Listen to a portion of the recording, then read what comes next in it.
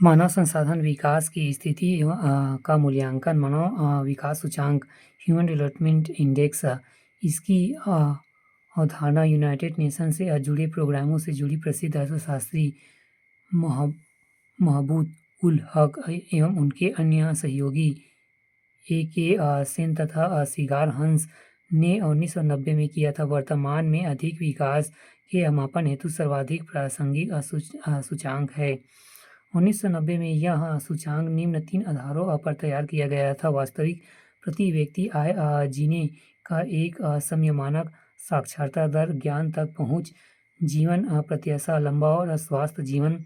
2010 में इन तीनों आयामों को परिभाषित किया गया तथा मानव विकास के आंकलन के तरीके में बदलाव लाया गया। अब मानव विकास के स्तर पर पता निम्न 4 सूचकांकों से किया जाता है। मानव विकास सूचांक HDI 2010 के बाद यह आंकलन दीर्घ आयु और स्वास्थ्य, जीवन, ज्ञान तक पहुँच और सम्मानजनक जीवन स्तर के आधार पर की जाती है। असमानता संयोजित मानव विकास सूचांक IHDI यह मानव विकास के प्रत्येक आयामों में असमानता को संयोजित करता है। लैंगिक विषमता सूचांक GII यह सूचांक महिलाओं की वंचना को दर्शाता है। इसमें प्रजनन, स्वास्थ्य, सशक्तिकरण और श्रम बाजार जैसी चीज़ों को शामिल किया जाता है। बहुआयामी निर्धनता सूचांक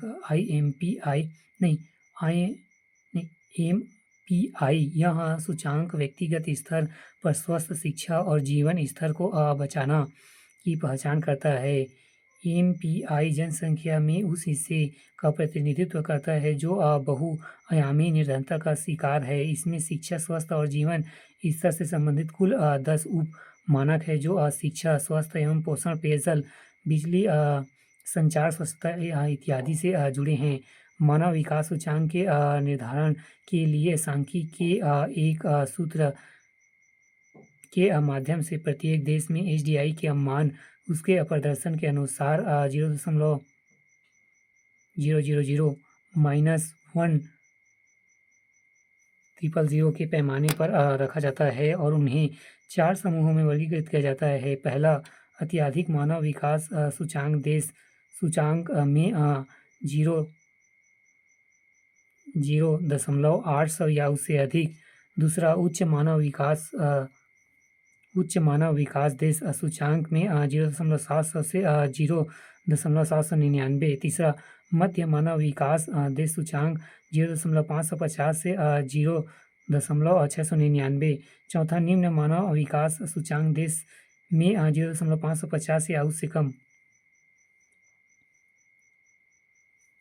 मानव विकास सूचांक से जुड़े विवाद।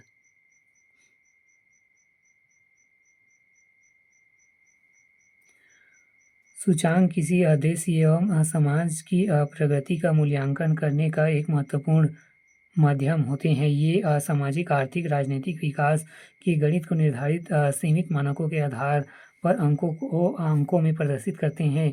यह भी सूचांक प्रगति को मापने के लिए तुलनात्मक अवसर भी प्रदान करते हैं। हालांकि इन पर एक पक्षीय या एकाआयामी होने का आरोप भी लगता है। इस सूचांक में पिछले 30 वर्षों में जो गिरावट दर्ज की गई, वैश्वीकरण के इस दौरे में यह गिरावट सतत विकास लक्ष्यों के भी प्रतिकूल है।